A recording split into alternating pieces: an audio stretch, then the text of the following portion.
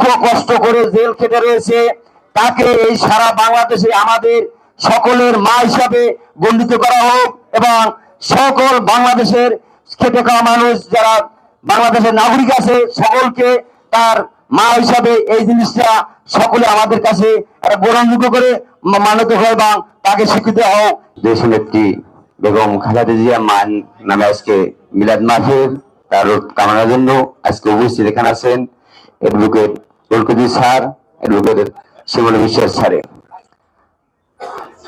আজকে এই মায়ের দীর্ঘদিন সন্তানের জন্য 17 বছর যুদ্ধ করে তার মৃত্যু সোজা পাঞ্জা লড়ে এই সন্তানের মুখের দিকে আমাদের মুখে চেয়ে রয়েছে। ইনশাল্লাহ আজ সেই ফেসিস সরকার দিয়েছে, মার সকল রোগ মুক্তি সব ইনশাআল্লাহ রহমত করছে।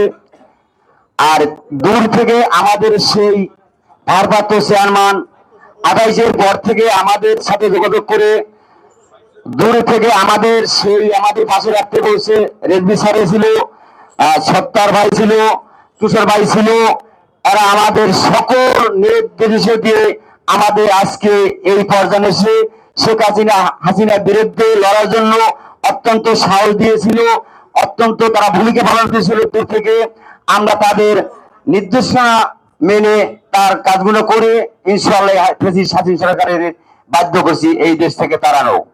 বন্ধুরা আমার, আমি এখন একটা দাবি সকল যারা ঐক্যবদ্ধ নেতারা আছেন কেন্দ্রীয়, যে বাংলাদেশে এই আমাদের সেই 17 বছর দুঃখ কষ্ট করে জেল খেটে রয়েছে, তাকে এই সারা বাংলাদেশে আমাদের সকলের মা হিসাবে গণ্ডিত করা হোক এবং সকল বাংলাদেশের খেটে খাওয়া মানুষ যারা বাংলাদেশের নাগরিক আছে সকলকে তার মা হিসাবে এই জিনিসটা সকলে আমাদের কাছে গ্রহণযোগ্য করে মানত হয় এবং তাকে স্বীকৃতি হোক, সেজন্য আমাদের সকলের মা।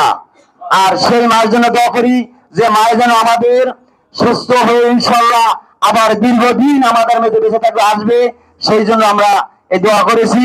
আর আপনারা সবাই দোয়া করবেন। আমরা অনুরোধ সকল স্যারেদের কাছে যেন মাকে সারা বাংলাদেশে আমাদের এই বাংলাদেশের সকল মানুষের মা একটা স্বীকৃতি দেওয়া হয়, সেজন্য আমি অনুরোধ করে আমার বক্তব্য শেষ করি। আসসালামু আলাইকুম।